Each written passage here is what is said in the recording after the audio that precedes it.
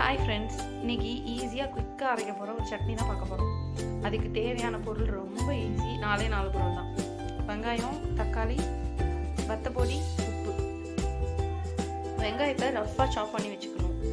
தக்காளியும் அதேமாதிரி ரஃப்பாக சாப் பண்ணி வச்சுக்கணும். இது ரெண்டையும் மிக்ஸி ஜாரில் போட்டு கிரைண்ட் பண்ண போகிறோம். வெங்காயத்தையும் தக்காளியும் ஜாரில் போட்டாச்சு. உங்களுக்கு இன்கேஸ் பூண்டு பிடிக்கும் அப்படின்னா ஒரு சின்ன பல்லு பூண்டு வேணால் போட்டுக்கலாம். பட் எனக்கு இந்த சட்னிக்கு பூண்டு போட பிடிக்காது.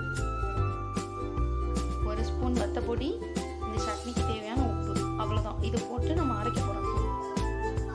இங்கே வேறு அரைச்சி எடுத்தாச்சு, அவ்வளோதான். இதை ஒரு தாளிப்பு கொடுத்து இதை போட்டு லைட்டாக வதக்க போகிறோம்.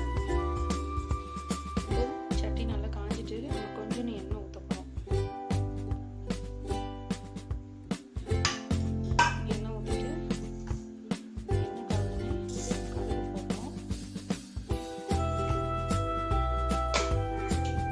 கடுகு நல்லா வெடிச்சோன்னு கருவேப்பிலை போடணும்.